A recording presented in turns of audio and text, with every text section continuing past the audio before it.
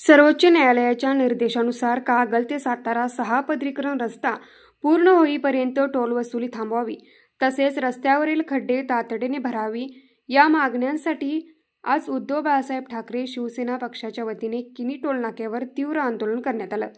या आंदोलनाचे नेतृत्व जिल्हाप्रमुख रविकिरण इंगवले यांनी केले। आंदोलनादरम्यान शिवसैनिकांनी जोरदार घोषणाबाजी करत टोल नाक्यावर वाहनांना टोल न देता जाण्यास प्रवृत्त केलं। तब्बल अर्धा तास टोलमुक्त वाहतूक केली गेली। कागल ते सातारा महामार्गाचे 6 पदरीकरणाचे काम गेले अनेक महिने प्रलंबित असून रस्त्यावर ठिकठिकाणी खड्ड्यांमुळे अपघात, धूळ आणि वाहतूक कोंडी मोठ्या प्रमाणात वाढले।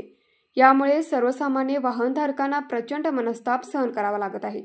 सर्वोच्च न्यायालयाच्या आदेशानुसार रस्ता पूर्ण होईपर्यंत टोल वसुली थांबवण्याचे निर्देश असून त्याचा अवमान टोल प्रशासन करत असल्याचा आरोप शिवसेनेने केला आहे। टोल वसुली सुरूच ठेवली तर शिवसेना स्टाईलने तीव्र आंदोलन करण्याचा इशारा निवेदनाद्वारे देण्यात आला।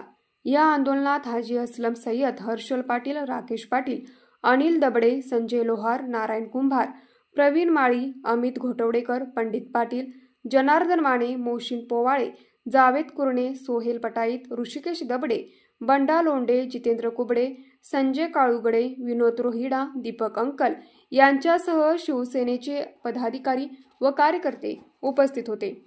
न्यूज मराठी 24 साठी विनोद शिंगे, कोल्हापूर। हे आहे गोकुळचं श्रीखंड, अगदी जिभेवर रेंगाळणार। जिभेवरच नाही तर मनावरही रेंगाळणार। गोकुळ श्रीखंड, मनावर रेंगाळणार।